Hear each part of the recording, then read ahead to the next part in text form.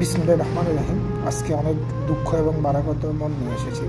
আসলে আমার পাশে যে ছোট্ট শিশুটি আসলে দুলাভাইয়ের লালিসার শিকার হয়েছে।